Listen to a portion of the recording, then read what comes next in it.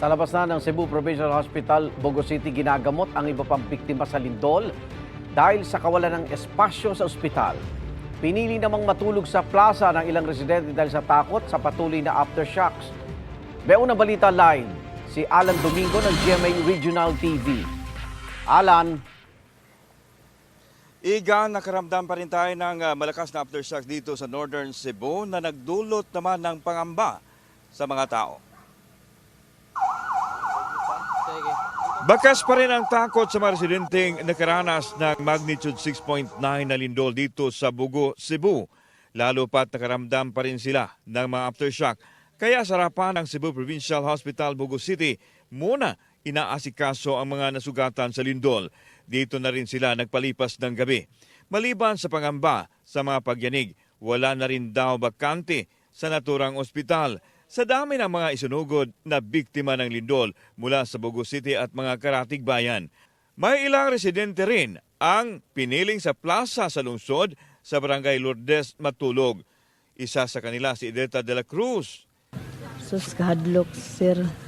Grabe kakusog. Baka mauli eh. Wala pa. Nagsilabasa naman ang mga hospital staff sa lungsod ng Yumanig ang aftershock na magnitude 5 mag-aalas 11 kagabi. Problema pa rin ang supply ng kuryente sa mga bayan at lungsod sa Northern Cebu. May ilang tao namang nag-alok ng free charging sa mga ilaw at cellphone. Sa datos ng Office of Civil Defense Cebu, 72 na ang mga taong nasawi sa lindol at 200 naman ang sugatan.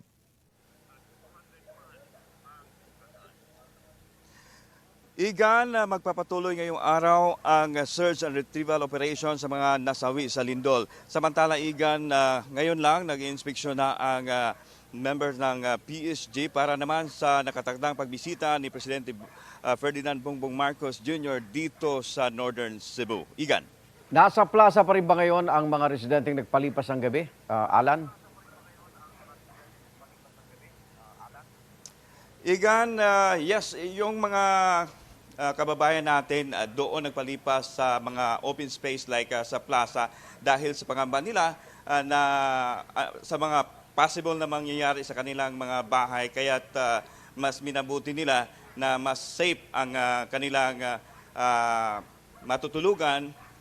Igan. Kumusta naman yung pagbibigay ng tulong ng LGU sa mga residente apektado ng lindol? Meron ba kayo sapat na supply dyan para sa lahat ng naapektuhan, Alan? Sa ngayon, Igan, yan ang pinapanawagan ng LGU na kailangan nilang tulong lalo na sa mga ready-to-eat na pagkain at saka yung tubig na malinis. Kasi hanggang ngayon, wala pa rin supply na malinis na tubig, hindi pa rin gumagana ang kanilang water utility, Igan. At yung sa problema na rin sa power supply, wala pa rin kuryente hanggang ngayon, Igan. Maraming salamat at ingat, Alan Domingo ng GMA Regional TV. Igan, mauna ka sa mga balita, mag-subscribe na sa GMA Integrated News sa YouTube para sa iba't ibang ulat sa ating bansa.